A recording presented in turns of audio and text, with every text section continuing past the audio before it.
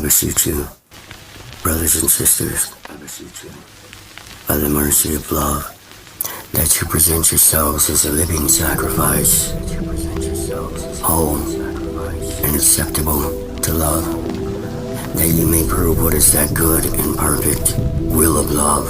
And do not be conformed to the ways of this world, but be transformed by the renewal of your mind.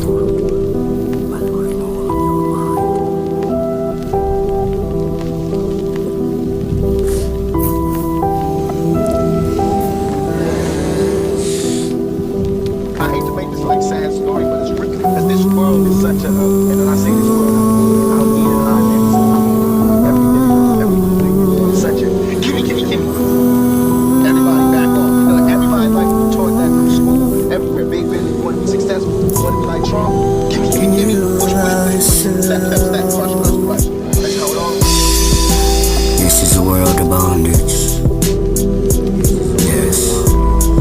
Do you know that you are on this ship? That's right.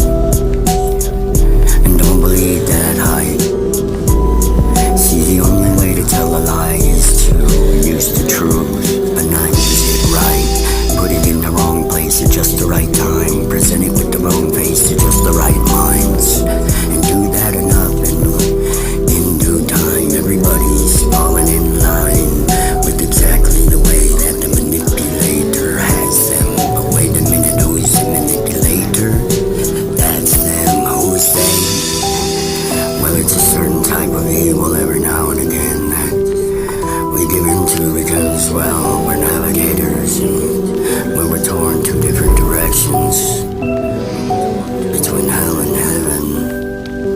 And this planet is our mothership that takes us either way, but it's been on autopilot and it never stopped. It ran us into an infinite hell loop ad infinitum through all different dimensions. This is the naturalis, and we have been in stasis, suspended animation, spiritual paralysis, connected to the ship's spirit and mind, which is having nightmares this whole time. That's why all the murder, that's why all the blood.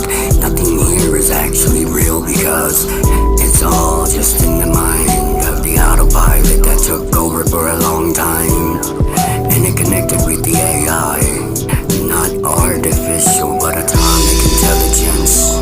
So in due time, the autopilot learned all the hell we went through.